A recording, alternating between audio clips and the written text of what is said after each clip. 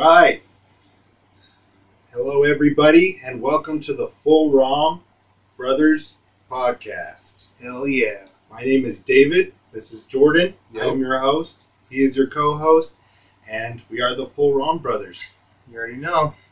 So today we're going to be talking a little bit about bodybuilding as a whole, and why and how we got started, mostly, and then we want to share some tips and tricks to help you get started if you're wanting to do something like that. So let's get into it. So first thing we're going to do is kind of do an intro of the topic that we're talking about today. That's going to be, again, bodybuilding. What is it? Yeah. So Jordan, what would you say bodybuilding is? If somebody came up to you and they were like, what is bodybuilding? The way I explain it is sculpting yourself. Kind of like they did back in the day with the Greek statues. They had marble and they sculpted it out of marble. Basically the same thing, but you're doing it with your own body. And I think it's really good that we're doing this podcast because I've been getting a lot of engagement on social media and stuff. A lot of people DMing me and asking questions, trying to learn more about it. So I think this will be a good output to kind of spread knowledge about it. Yeah, absolutely. I'm really excited about this podcast too because it's something I've really wanted to do for a while. Yeah. And this podcast isn't just going to be about bodybuilding. That's just one topic that Jordan and I are very passionate about, that we feel we can make tons of content for our viewers and our followers. Yeah. So that's the first thing we wanted to talk about when we decided we wanted to do this podcast.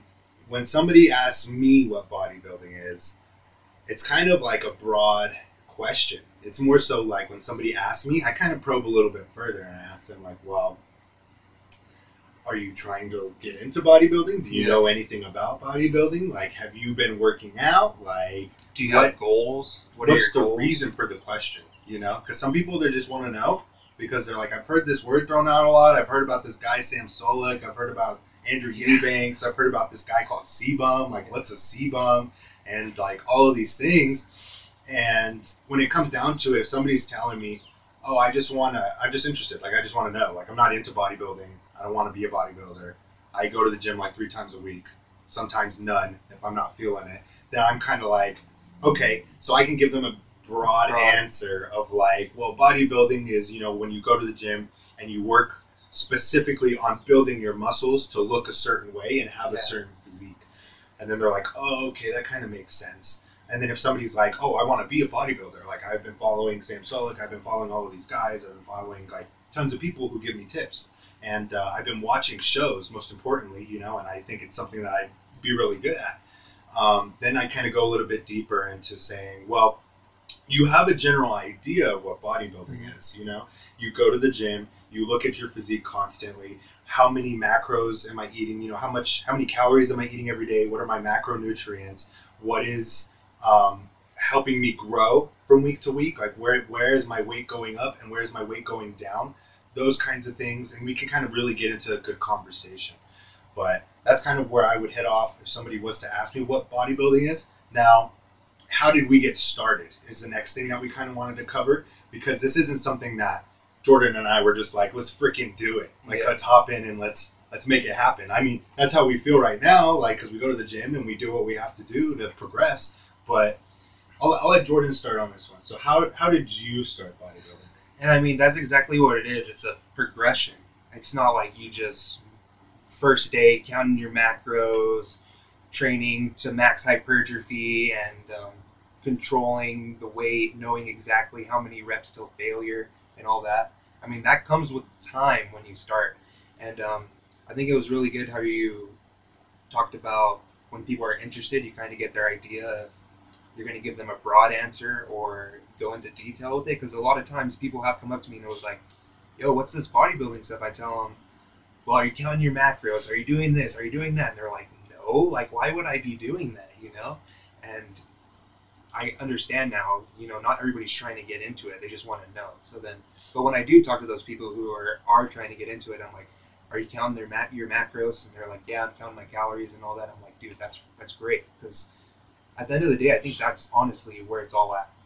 Because, I mean, you could train hard and intense and have a shit diet and nothing's going to happen. Mm-hmm. But back on topic, the way I got started in it was just one day I just wanted to be in the gym. I just wanted to go to the gym. So I started off by just getting in the gym, even if I didn't know what I was doing. Luckily for me, I had a program to follow, so I kind of did know what I was doing. But there was a good couple of weeks where I just went to the gym. I wasn't counting calories. I was just getting myself back into the routine of going every day.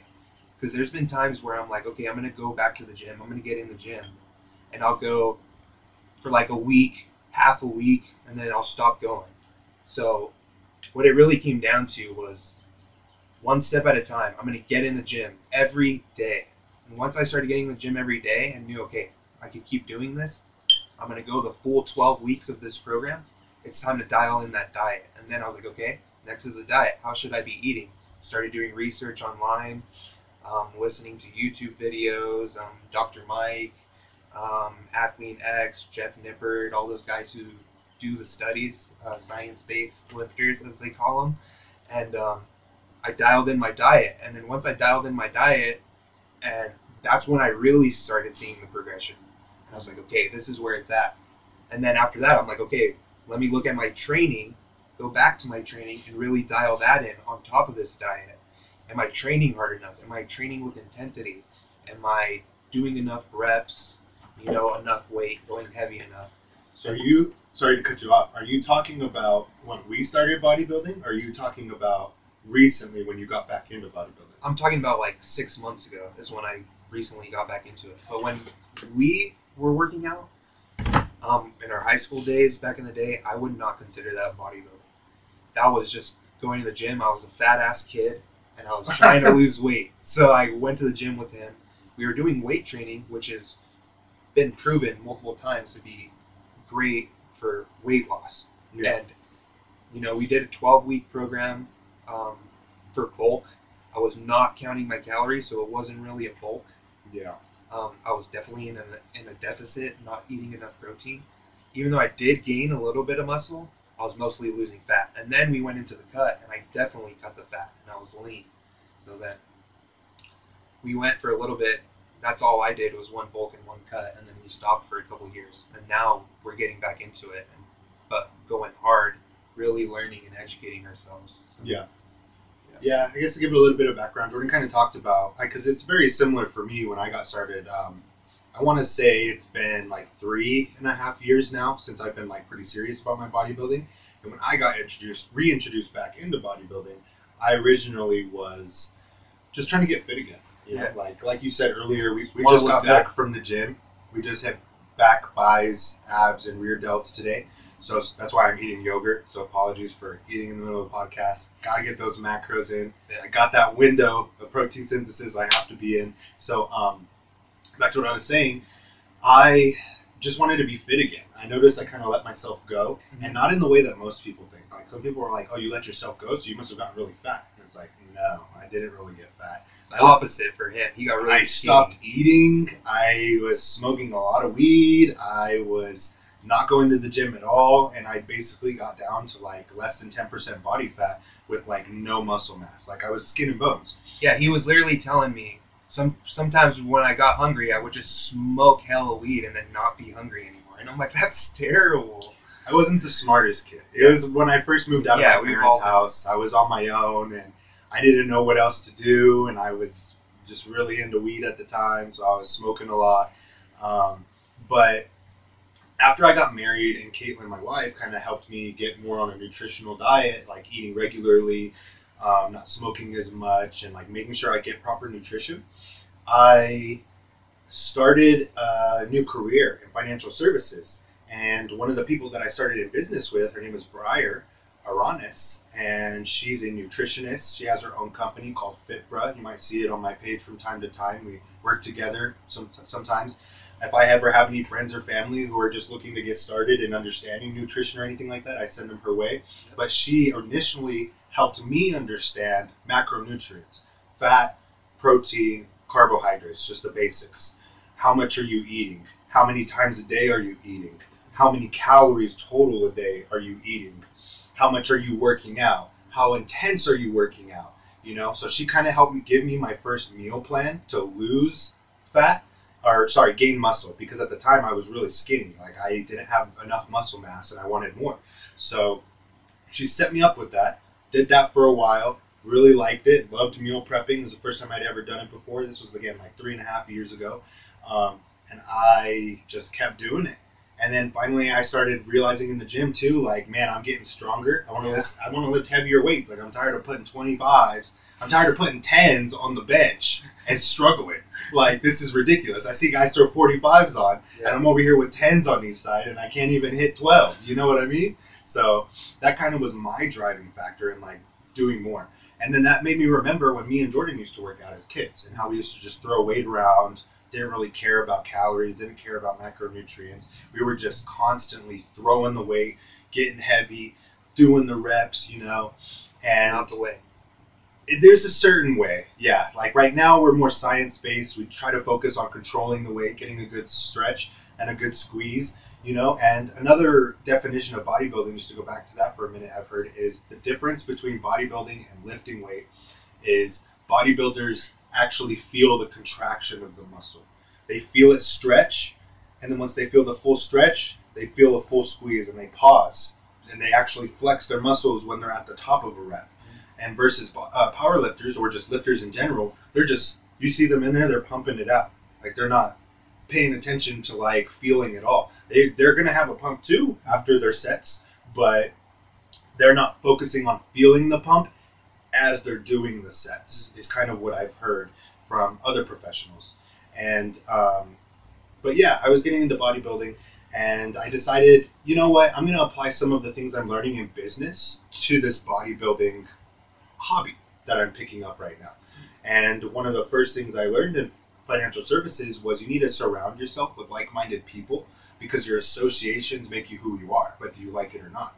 So they say that the top 5 people that you hang out with, you're the average of them. So if you hang out with 4 other millionaires, for example, you're most likely going to be the next millionaire if you're not already. So what I thought is, what if I could surround myself with other bodybuilders, other professionals, other people who are competing? And interesting. That's interesting because I was the opposite. I went into the gym and I was like, I have to do this alone. I'm going to do this alone because it was like kind of a battle for myself. I was kind of like, I'm tired of giving up on myself. So I need to go in here and show discipline and show that I can do this for myself and not for anybody else. And so for me, it was the opposite. When I started working out and bodybuilding, I took everything I learned from going hard in the gym and staying disciplined, and I started applying that to other aspects of my life. Business, social media, work, relationships. I was like, at the end of the day, you know, if I'm able to go in the gym and do this and break myself down, I could get everything else done that I need to. All my other responsibilities. Mm-hmm. So, yeah, absolutely. I completely agree. I feel like, again, I wasn't, if you would have met me like, I want to say 4 years ago, before I started my new career in financial services, I was a completely different person. Yeah, 100%. Couldn't have a conversation with me, couldn't network with me, couldn't be friends with me. I was very antisocial. Just go home, play video games, smoke some dope, you know, go to work the next day. Rinse and repeat every single day.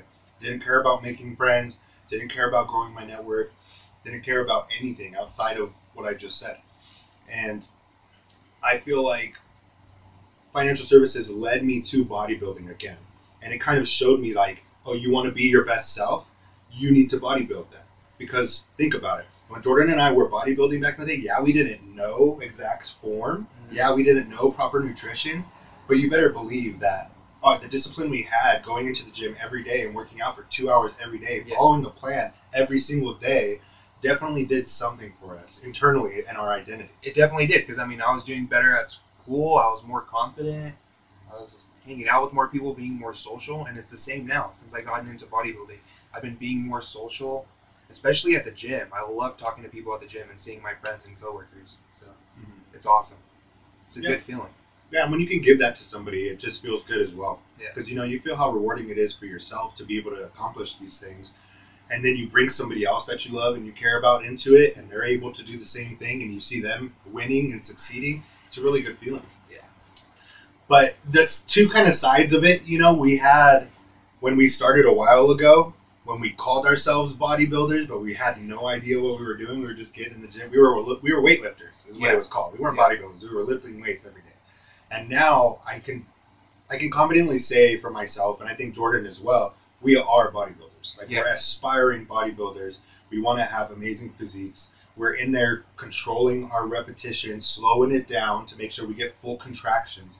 We're making sure we increase the weight when we're supposed to. Yeah. And we're keeping the rep range where it needs to be in order to promote growth or burn fat. And most importantly, we're keeping track of our macros. Because at the end of the day, whatever you do in the gym is going to mean nothing if you're not giving your muscles and body the proper nutrients that it needs to grow.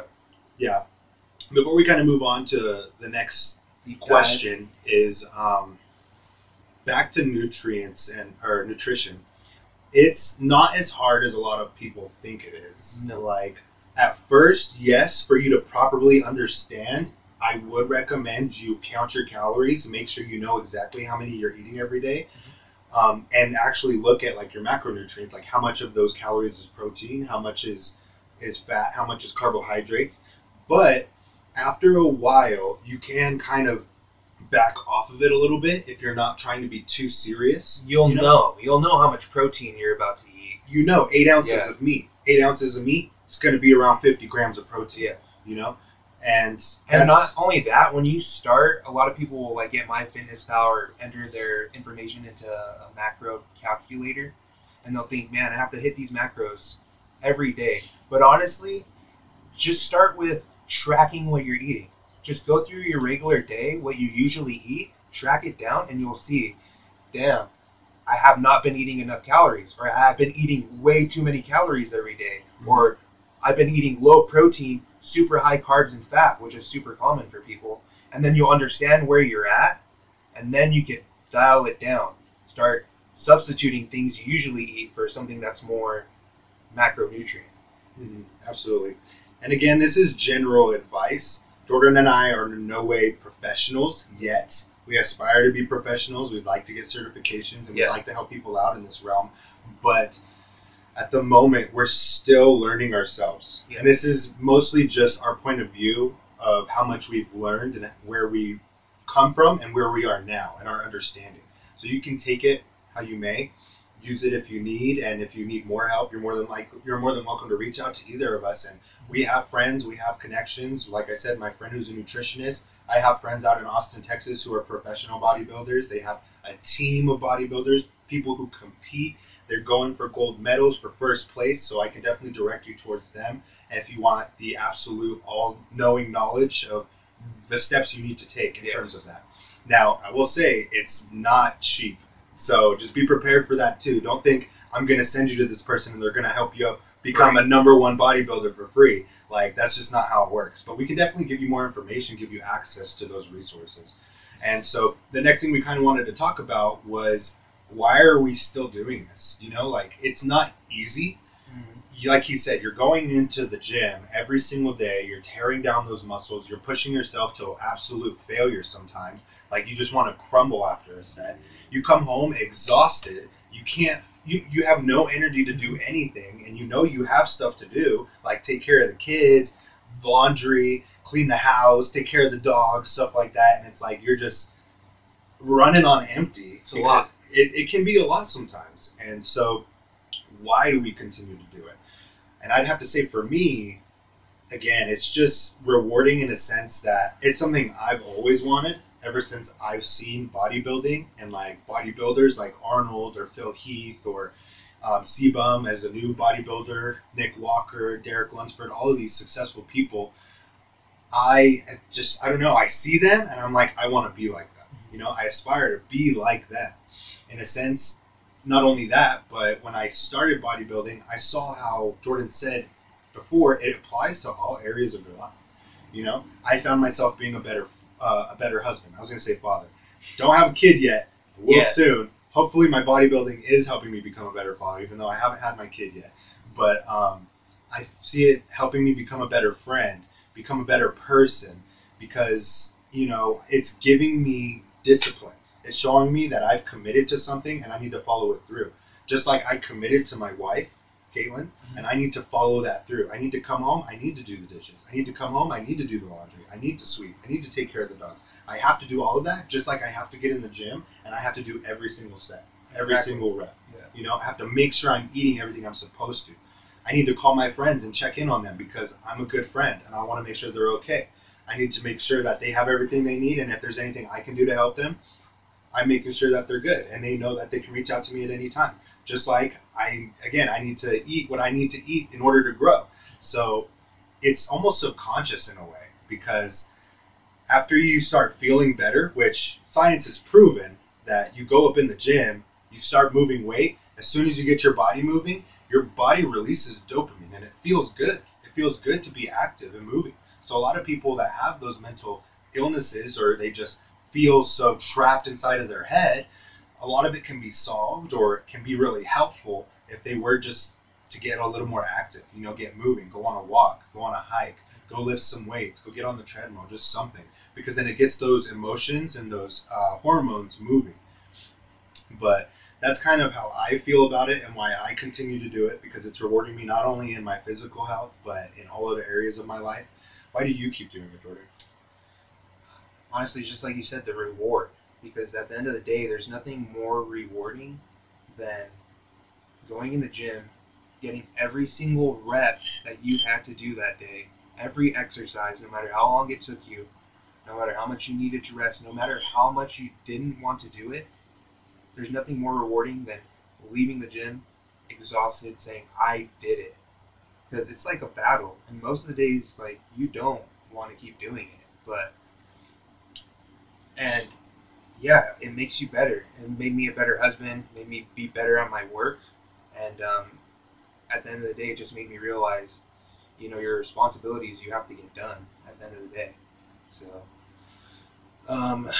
so are there days that you like truly are like, I don't want to do this anymore? Like, this is like too much? There's been a couple of those days, and it's a lot more than I think people would assume they're going to have it. Like, people know I'm going to have days I don't want to do this, and I'm going to have times where I fail and stuff. But it's a lot. It's a lot more than people think. And I think once people fail a couple times, you know, they give up. And it's like, you got to keep failing until you win. There's no option to fail. You fail and fail and fail and fail until you succeed. Like, it's not a if you succeed, it's a when you succeed. So, and at the end of the day, it just betters yourself. And to see the progression after you've done it for so long, it's rewarding to me. So would you say that the progression and what keeps you going? What keeps me That's going? what I'm trying to say, yeah. What keeps you going those days that you're like, man, I wish I could just quit. I could give this up. I could never come back to the gym again, eat whatever the hell I want. Like, what is it that keeps you in line and coming back for more?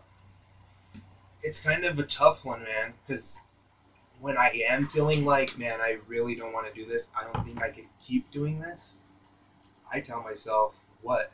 You're going to give up on yourself again? If you're going to give up on yourself, how are you going to expect to fulfill all your other responsibilities? Your boss, your coworkers, your wife. If you're giving up on yourself, how are you supposed to stand up to the standard that everybody else has for you? Mm-hmm. Especially when you have a lot of family. I have 2 kids. I'm married. You don't want to let them down. Yeah, I don't want to let anybody down. And if I'm letting myself down, then what would keep me from not letting everybody else down? So at the end of the day, it's like, am I going to be a bitch and quit? Or am I going to keep going and keep going and keep going and keep going and never stop? And right now, my mentality is like, at everything I do, my music, my family, fitness, work, it's like, you just got to keep going, and never stop. Like, I tell myself almost every day, I'm not going to rest until I'm dead, honestly. Like, even at the end of the day, I'm retired, you know, I've made my money, I'm still going to keep going, because at the end of the day, I'm still going to have those relationships with my family or friends that you need to keep on. It never stops. It's never going to stop. Yeah. So at the end of the day, be a man, go through it, and do your very best. And you gotta love doing it. At first, it's a lot of people are like, that's miserable. That's not how I want to be. Well, it's how you have to be. And it's how you get to be. Like, be grateful for what you have. Mm-hmm. Like you were saying about that video when they asked a bunch of kids in America, what's one thing in the world, if you could have it, you'd want? And they all said money. And then they went to another third world country and asked those kids and asked those people, if there was anything you wanted in the world, what would you want? And it was crazy because none of them said money. None of them. They all said, I want my family back that got killed in the war, or I want my brother, I want food for my family and stuff like that. And it really put into perspective how grateful we are to live in America and to live the way that we're living. Mm-hmm. And it's crazy to me now to interact with people who have even better life than me or have less responsibility than me, and they're miserable and they hate doing it. And I'm like, you get to do this and you're just making yourself more miserable by hating it. So you need to learn to love it. Mm-hmm. Yeah. Hashtag Trump 2024. Shameless plug. Make America great again. No, I'm just kidding. I'm just playing. We won't get into politics on this episode. But I couldn't agree more with Jordan. And yeah, that was a very heart-wrenching Instagram reel I saw the other day, because it wasn't something that I was expecting at all. Yeah. Like it was pretty intense and opened my eyes to, the differences between our cultures. Mm-hmm. And I'd say what keeps me going is all of that stuff. That's like the hardcore mental background, fighting with yourself, fighting your demons. That's how it has to be if you want to be great. Because yeah, absolutely. You have to have that element. Yeah. But then there's also those moments where you're looking in the mirror and you're freaking pumped, bro. Like your muscles are full, you're round, you're the best you've ever looked. Those moments, that's the rewarding progression that he was talking about earlier. 100%. You get to a point where you've been doing this for years, 2, 3, 4, 5, 10 plus years, and you look in the mirror and you don't recognize the person you see at all. And it almost gives you this confidence of, I'm a changed man. I'm a completely new person. Yeah. And it gives you that confidence of, I can do anything. I can accomplish anything. If I can do this, if I can go to the gym for years and years and years and count my calories and eat the right nutrients and change my body this dramatically, then there's nothing I shouldn't be able to do. And not only that, but it's also the feeling.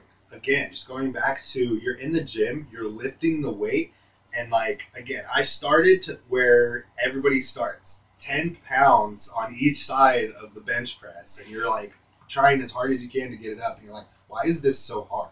And now we're to the point where it's like 45s, 25s on top of that. We're going for more than 10 reps, and it's like, it feels good to be strong. It feels good to be a man. And now that I've been working out with him, it's like, he really dialed me in on my form and on the eccentric and concentric and squeezing the muscle. And I have never had a mind and muscle connection like this ever before. It's like every single rep, I feel it. Every single rep is the same. And it's like, you get to the point where you try and squeeze and it's just so squeezed that it feels like it's going to pop, and you're like, this is max hypertrophy, and this is where it's at, and it's the best feeling in the world.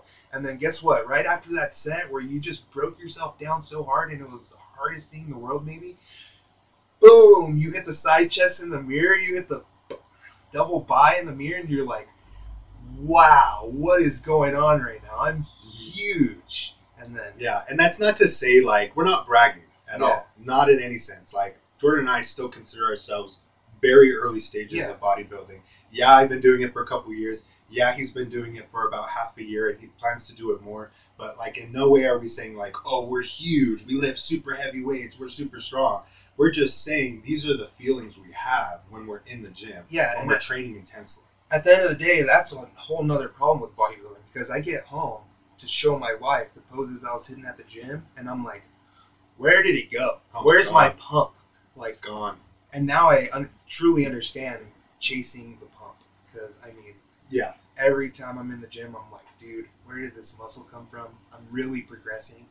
And then I get home and I'm like, oh, damn, I need to go harder. It's just motivation, honestly. Yeah. But you got to keep it healthy. Yeah, absolutely. So we talked a little bit about some of the pros, the benefits, and like, again, why we keep going and how rewarding it is. Mm-hmm.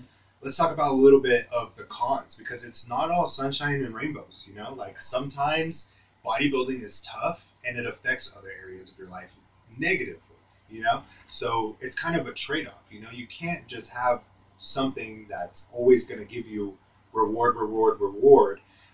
There's always going to be a downside to it. So when getting started in bodybuilding, these are a few things I would say to kind of be aware of. It's going to take time. So a lot of people think I can go in the gym 10, 30 minutes, and it's like, no, bro. You cannot be in the gym for 10, 30 minutes. 10 minutes, and bro? Be competition ready. Like, yeah. You cannot. It's just not possible. Some people would argue with me. Professionals, certified people would argue with me. Now, I'm not saying you can't get to a point where 30 minutes is going to be enough. 10 minutes, absolutely not. You can't convince me otherwise. But 30 minutes, I had a trainer in Austin, Texas when I was living out there. Her name, what's her name? Totally forgot her name. But anyways, she don't call her out. Was a professional trainer who worked with Breyer as well. And she trained WWE wrestlers. She trained professional football players, athletes, people like that. And her slogan was 30 minutes is enough. And when I went to train with her for the first time, I was a little skeptical. I was like, I don't know if 30 minutes is going to be enough. I'm used to training like 2.5, 3 hours at a time. Is it just like all supersets? No. Yeah, absolutely. Yeah, 100%. Some of them were supersets, and then some of them were not supersets. And they were just, she was very about proper form, squeezing, and doing the right amount of weight. Because the other thing is, people go in the gym and they use like 5 pounds for like weeks and weeks and weeks, and they never go up. Maybe they'll go up to 10s. And it's like, I get it, you're starting out. That's okay, just to get in the motion, to get into the routine of going to the gym. But at some point, you need to challenge the muscle in order for it to grow. You have to lift heavier weight in order for the muscle to trigger that, okay, that was hard. If I want to be able to do that next week, I'm going to need to grow. I'm going to need to get bigger. You know, that's what your muscle does when you challenge it. If you're never going to challenge it, it's going to stay comfortable and it's not going to grow, because it's going to say, oh, we're just going to grab the 10 pounds like we usually do. You know, we're just going to get there that way. But you have to be pushing yourself and giving yourself enough time. And when it comes to time, that's time in the gym. Again, Jordan and I train for like 2 hours a day, including cardio, 2.5 hours. Sometimes we go 3 hours because we need to make sure we get the full benefits of our workout. And especially with 2 people, it takes water. Yeah. I mean, I have to do the set. He has to do the set. He has to go grab some water. I have to go grab some water, you know. There goes the bathroom, you know. So it's like, you got to allot for that time too. And then on top of work, because I go to work 6 a.m. As soon as I get out at 3, I go to the gym. That's another 2 to 3 hours. And I'm not getting home till 6 p.m. My wife's waiting for me. My kids are waiting for me.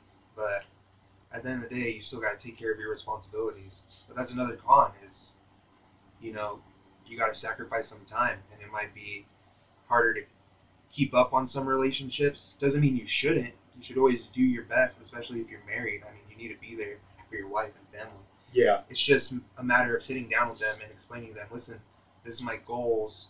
And then making sure that you're still taking care of them and doing what you need to do when you get home. Because, I mean, it would be easy for me to go to the gym, get home, be like, oh, I'm tired, I'm done, like, I'm going to bed. Like, you have to do everything. But, I mean, now I realize I need to go home. I still have to cook dinner for myself, my family, make sure my kids are fed, make sure my wife has the attention she needs. Mm-hmm. So that's a huge con to it.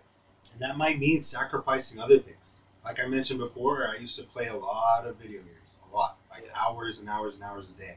Get home from work, eat, play video games, spend maybe an hour or 2 with my wife, you know. And for a while, we were both happy with that. You know, she would have her time to herself, and we would have our time together, a few hours a day, and then I'd go do my thing, and we'd all be good with that. And now it's to the point where I don't have time for both. I don't have time to be playing video games for 2-3 hours and be bodybuilding for 2-3 hours out of the day. That's 6 hours out of the day, you know? When am I going to spend time with my wife? When am I going to watch something with her? When am I going to, talk to her and see how her day went? So that might mean giving up things that you enjoy at the moment.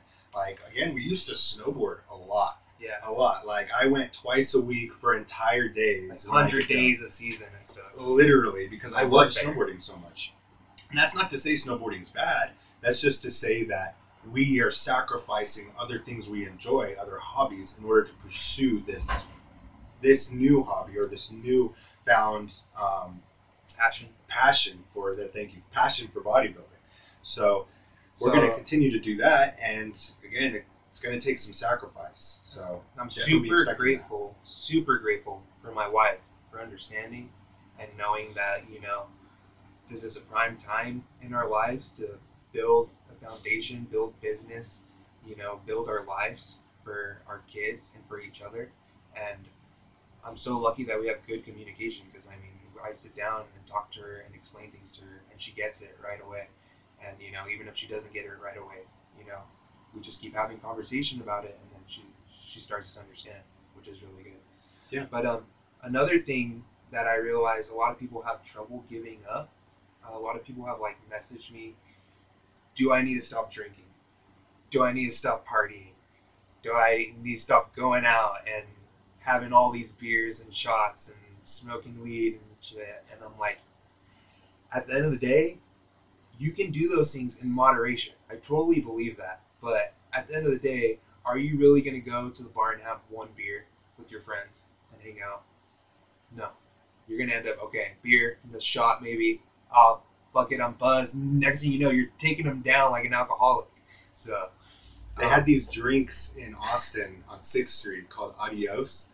Adios, amigos? Adios, yeah, and it had 4 liquors in it. I think it was tequila, vodka. I think 2 different tequilas and 2 different vodkas. Was that AMF? Adios, motherfucker? Yep. I think Jasmine likes getting those when she goes out. Those things. You drink one and you're good for the night. You're chilling. Now, I had some friends who they would go to 6th Street every single weekend.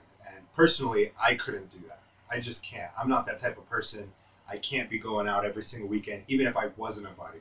Yeah, like he said before, I was a pretty big pothead, which obviously tells you I was a homebody. I like to chill at home, watch a movie, play some video games, just be in my own space, So it was different for me to explore something like that outside of what I'm used to. It was nice to go out to 6th Street every once in a while, go to the bars, go to the clubs, talk to some people, have a few drinks. And like I said, in moderation, it's fine. In moderation, it's fine. Yeah.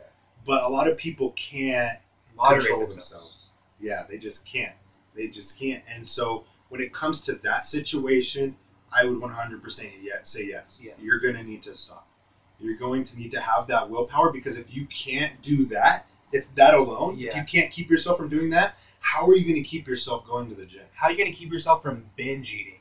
Exactly. When you come home yourself, drunk, I don't need that. With your Taco Bell, and you're going into the cupboard for your Cheetos and cookies and milk, and you're like, fuck it. And then you wake up in the morning hungover, big as hell. Bloated. Yeah. You get in the gym and you're like, I'm so weak right now. Here. Yeah, I don't want to be here. I can't lift this weight. I'm tired. And it's like... There's tons of studies that show that alcohol stops protein synthesis. Absolutely. It takes the nutrients that you're eating and just stores it, because your body's trying to burn off that alcohol that's in your system. Yeah.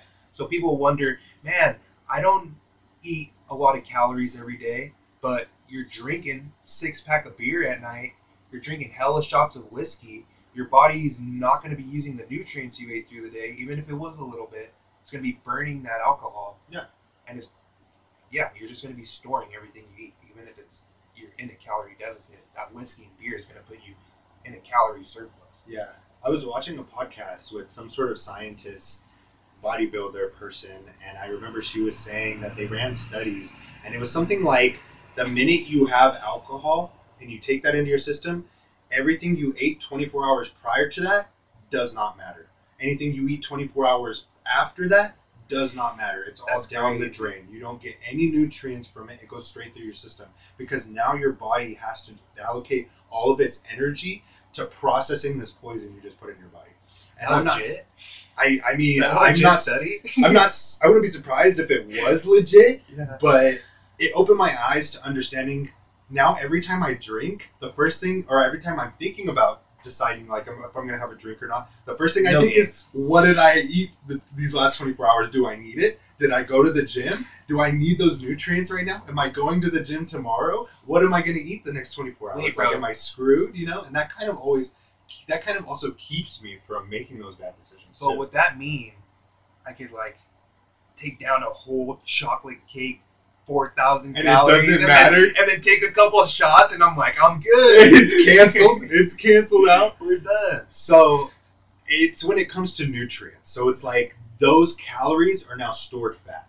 Okay. You don't get any of the nutrients going to where they need to go. Instead, your body's like, we're going to store all of this right now in your fat storage because we need to work on this alcohol. I think that's what she was trying to say.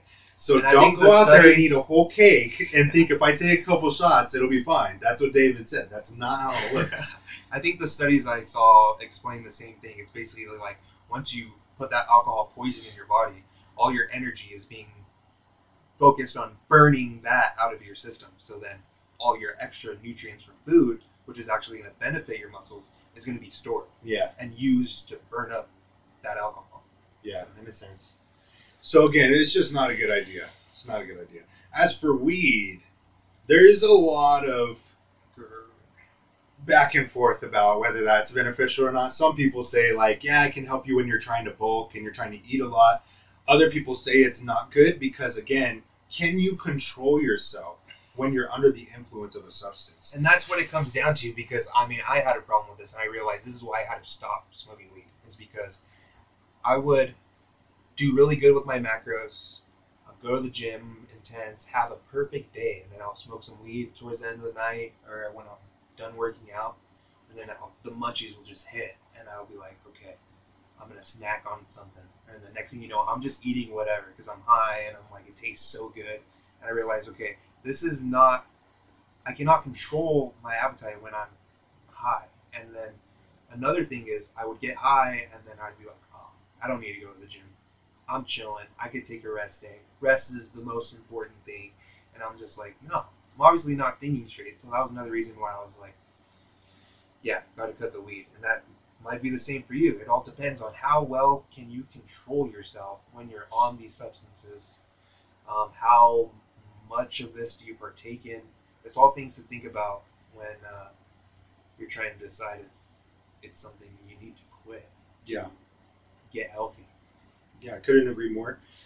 I've not smoked in quite some time now. Just decided that, again, like Jordan said, I reevaluated and it wasn't helping me in terms of my bodybuilding goals. I couldn't control my cravings. I couldn't control, what I was buying to put in my mouth and eat. So it's like, I was like, it just has to stop. Not only that, but me and my wife are expecting right now. And for the longest time, I always told my wife, I told everybody that ever asked me, the day that I stop is the day that I have a child. Because I don't believe in raising my child while doing something like that. Because the last thing I would want is my child to think that, it's okay to have a substance control your life. Now, I don't know if I would say that weed controlled my life. However, it was a big part of my life. It was something I did in the morning, something I did at night, something I did throughout the day, something I did when I was, struggling. So I did use it to cope. But I mean, if you think, if that's how you categorize it as controlling your life, maybe it did. But I don't think it controlled my life because I knew at any moment I could stop. And I have. And this isn't the first time that I've just been like, you know what, I need to stop. I need to take a break. This is probably like the fourth or fifth time. And then, later on in the future, I'm like, hey, things are good right now. I wouldn't mind, in moderation, taking a little bit here and there. Then, of course, it escalates, and then you start taking it too much. And then you reevaluate. Okay, dial it back. Stop taking it. Take it every once in a while. So, I mean, I could say that it is good for recovery. It'll help you get a good night's sleep. It'll help you stay hungry if you're really trying to get down those extra calories. However, when it comes to your mental and, being sharp and on the go and ready to handle any situation at any time, I don't think it would help you in that instance. So if you're thinking, oh, maybe it can help me stay dialed in and keep my mind straight, no, it's not going to do that. It's not going to do that at all. It should literally only be used as a medicine. Is I'll the way say I this. see it right now. I think weed is perfectly fine for recovery and recovery only. I mean, if you have trouble sleeping, I mean, sleep is one of the most important things Absolutely. that you need for your muscles to recover. If you have trouble sleeping, you only get like 3 hours of sleep a night. That's a huge problem. So if you smoke weed and it makes you tired, like 100% smoke some weed, get some sleep in. Now keep in mind, it's not going to be quality sleep, but I mean, if you're only getting 3 to 2 hours of sleep at night, I think quantity is overpowers the quality there. You know what I mean? In a sense, yeah, there's some So- truth to that. And I mean, if you're somebody you're truly doing it for medicinal purposes, like you need the sleep, you need recovery, you need rest, something like that. Relaxation, You need muscle relaxation because you have injuries. I wouldn't even recommend smoking it because there's negatives to that too. Like Yeah. get some edibles, get some creams to rub on you. You know, get some. I mean, they even make suppositories if you're into something like that. You know, I've never tried them. I haven't either, bro. I didn't give you that side eye for. I've never tried them, but if you're into that, you can Yeah. look into it. If you're in a state where it's legal, of course, check all of your laws and regulations and make sure that you're not doing anything illegal. We don't condone any of that. We don't condone smoking weed, drinking alcohol, any of that. Now, kind of bringing it back to what we were kind of talking about, there are some other things that, you know, helped me in my bodybuilding journey. And I'm sure Jordan had some things too. So you want to investigate, you want to do research, you want to find as much information as you can And to help you make a decision on whether this is something for you or something you want to pursue. at the end of the day, too, it's going to be different for everybody. I mean, what worked for us might not work for you and your body type and your goals. So you really need to not only research about it, but do it.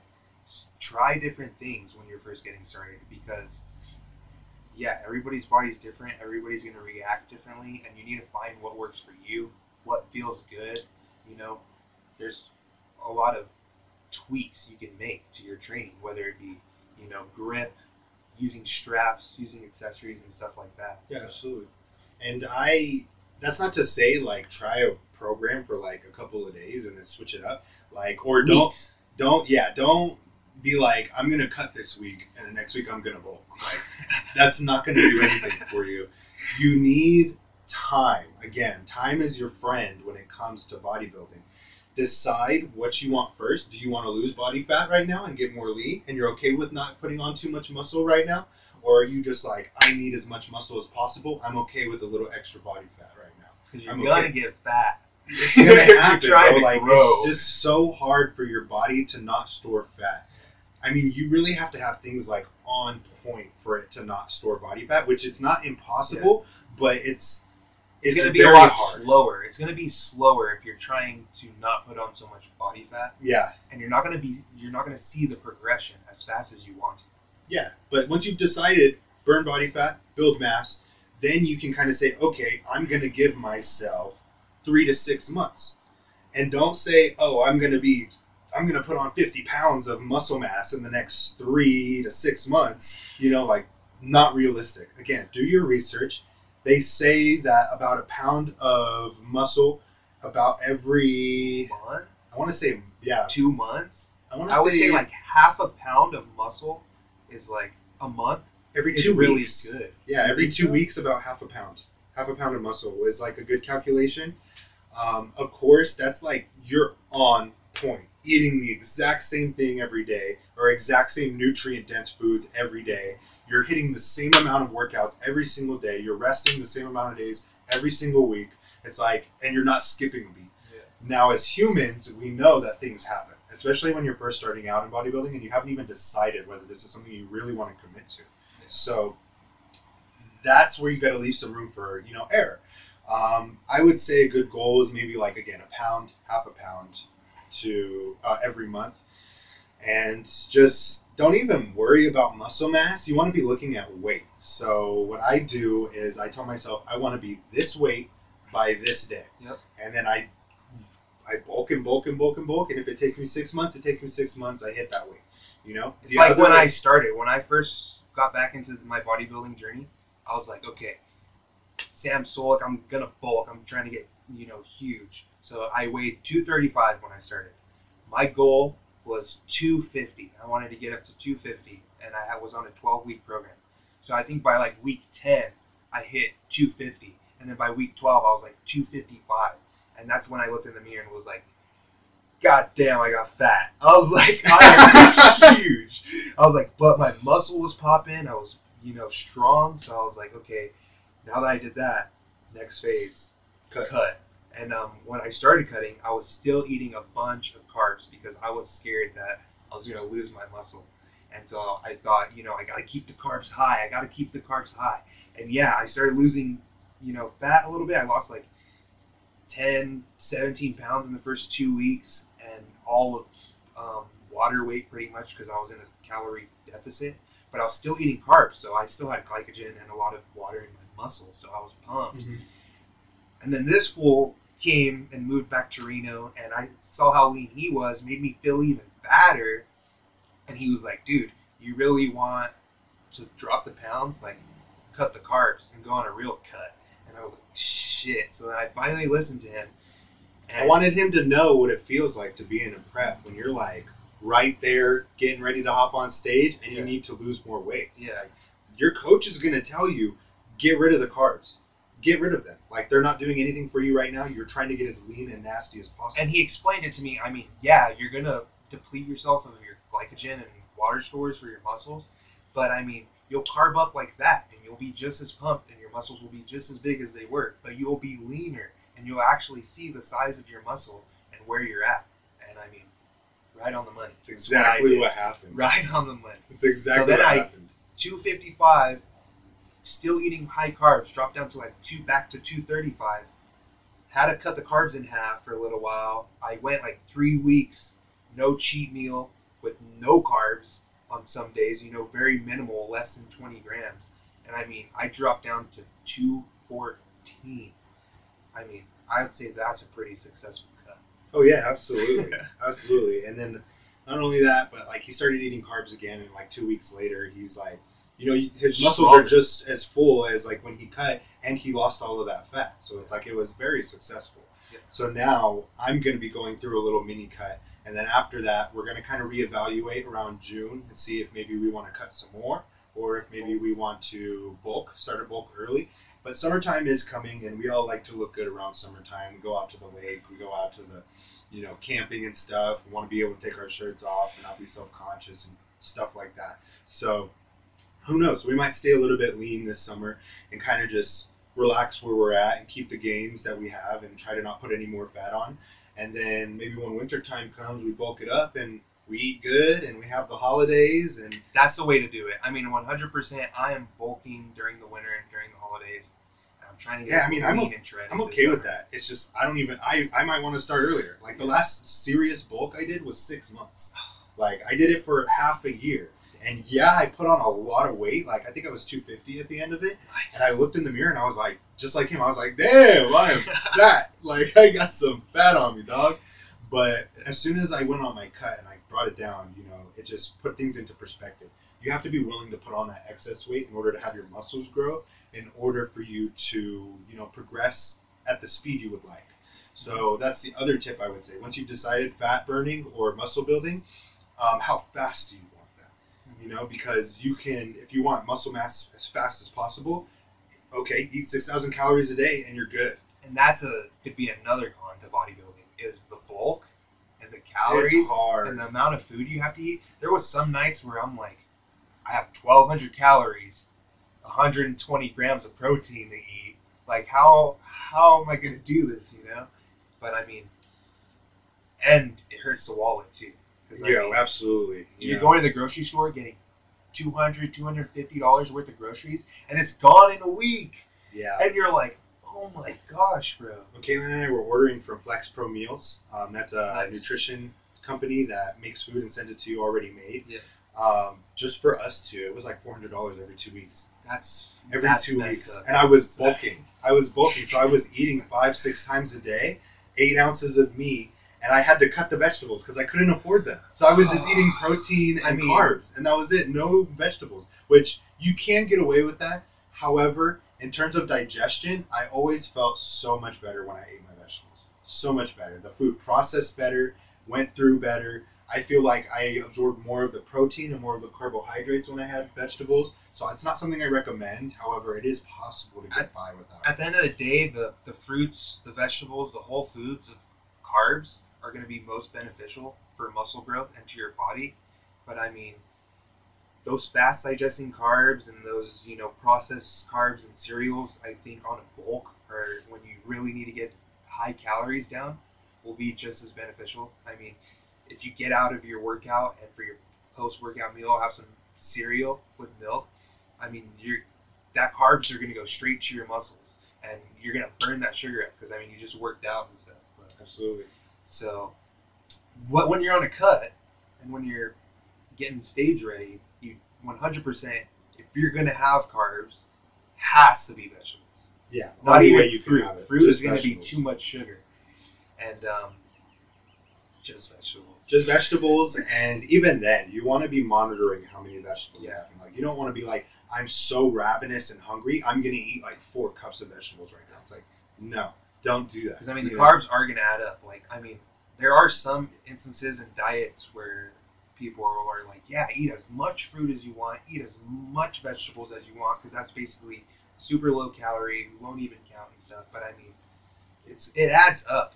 Dude, when you're a freaking 200-pound bodybuilder who's just eating 6,000 calories a day, bro, don't tell me I can eat as many fruits and vegetables as I want, because I will, and then you'll see the scale go up during a cut, and you'll be like, what happened? And you'll be like, I ate 6 cups of vegetables and fruits each, and because you said I could eat whatever I wanted, and that's why the scale went up. So yeah, exactly. But that's another thing on nutrition. I would say go on YouTube. Like, a lot of bodybuilders nowadays, they make content on YouTube, and they'll do what's called a full day of eating. And they'll show you what they eat in a full day, in a full bulk cycle. So, like, this is my breakfast, this is my lunch, this is my dinner, this is my snack, this is exactly how many calories it is, how much protein it is. And you can get a general idea of, like, how much a bodybuilder eats on a bulk.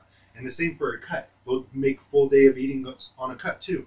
That's something Jordan and I will probably make here pretty soon. But just to give you an idea, that's what I did. Yeah. So I'd go find Derek Lunsford, C-Bum, or even the Trend Twins. Sam Solik, too, he makes full day of eating videos. You can watch and see what they're eating just to give you a general idea. And not only that, it'll show you, like, okay, what are they eating? Is it chicken? Is it beef? Is it vegetables? I think on some of their full days of eating, I know it's really popular for some of them to, like, throw in a cheat meal. Like, they'll do a full day of eating on a day that they're having a cheat meal. And then that'll also give you an idea of, okay, when I have a cheat meal, how can I fit that into my macros? And especially like Derek Lunsford, I mean, he'll have a cheat meal and he'll cook it himself at home and make it healthy. And it's like, that's going to be really beneficial to you. And then there's people like Dr. Mike who are like, don't have a cheat meal. Like, you're just fucking up your progression and you're fucking up your results. Like, no cheat meals if you're serious, you know? I've never heard him say that. Really? I've never heard him say that. I've heard him say that. But I mean, he says if it's going to keep you sane and it's going to, like, you know, you can control yourself back to the control and, like, have a one cheat meal. Because some people, they have a cheat meal and then they spiral off in the deep end. Yeah. The next thing you know, they're eating everything that night. And the next day, they're like, I cheated yesterday. Let me just keep ravaging. Dude, I mean, it happens. Yeah, sometimes you can't control yourself. So that's why it's best to have a plan in place. Yeah. So, again, go research, YouTube, find these people. Dr. Mike is one of them. Dr. Mike Israetel. He's very science-based. If you're somebody who's not like, I want to lift as heavy as I freaking can and who cares about form. Because, I mean, there's people out there that do it like that too and they get good results.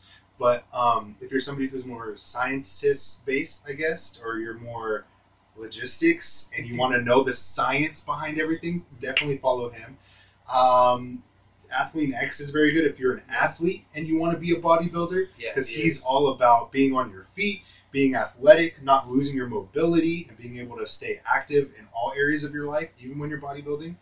I think Mike Menser is really good for really knowledgeable on the macronutrients. He was one of the first ones to say, you know, carbs are not your enemy. Like, carbs is what fuels your muscles and helps with the recovery. And he kind of, you know, because back in the day, they were eating all high protein, high fat diets, low carbs and stuff. Yeah, and Yeah, everybody's change it. different, Yeah. you know? Like, that's why when you go online and you do your research, you're going to see some people are going to say things that completely contradict what you just saw in another Everything. video. Yeah. You know? So it's really what you want and what's going to work best for your body type and how you want to do things. Yeah. You know? So don't be afraid to try different things. Again, give yourself some time when you decide what you want to try. Don't just give up on it a week into it or 2 weeks into it. They say that, you know, it takes, what is it, 6...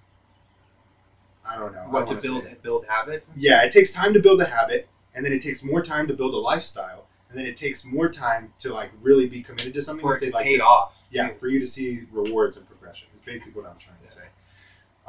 But yeah, do your research. Sam Solik's another good one. He's very chill, monotone, very knowledgeable.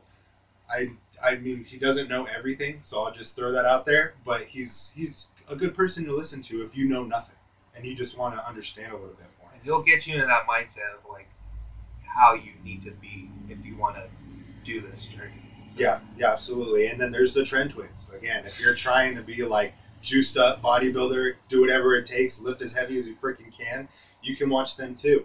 I don't know about how educational it is or informative it is, I but think it's they're a definitely lot of motivating. bro science. It's motivating. Like, you watch their videos, the way they edit it and the way that they lift, it gets you pumped up to want to go into the gym and lift some heavy ass weight. Yeah. So that's honestly the reason why I watch them, because, you know, I'll just be on my treadmill or my bike and I'll be watching it, and the next thing it's like as soon as I'm done with my cardio, it's like, damn, I want to go to the gym like right now. Like right now. And I want to go lift as heavy as I can. And sometimes that's what you need on those days where it's hard. So definitely do your research. And so we're going to kind of be wrapping up the podcast here. Thanks again for tuning in for our first podcast.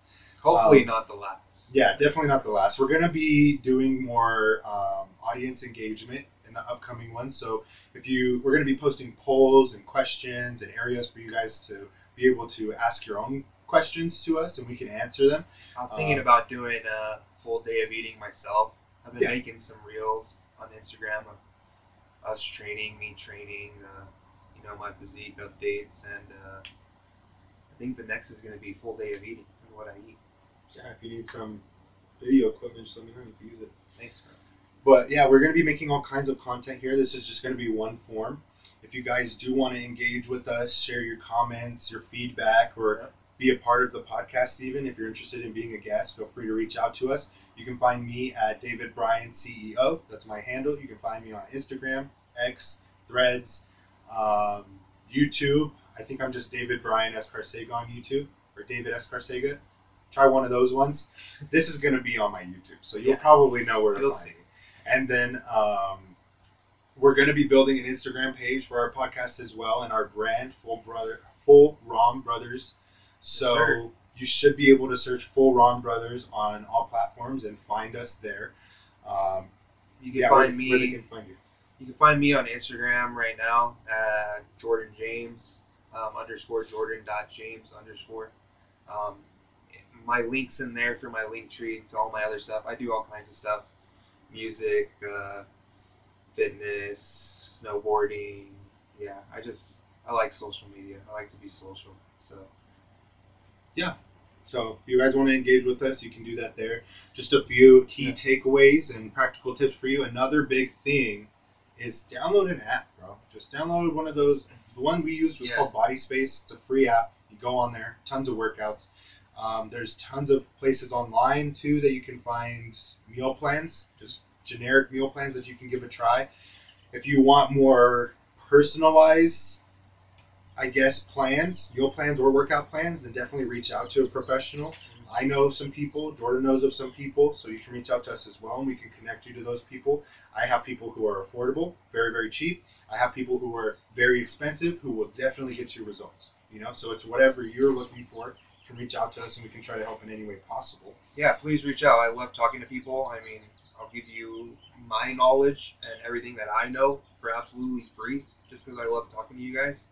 Probably when I get certified, it won't be free anymore, but it's let me know. I love engaging with you guys, so feel free to reach out, leave a comment, make sure you subscribe and follow. So yeah, and stay in touch stay tuned, because we are going to be making at least one episode a week for right now until we can kind of get the hang of things.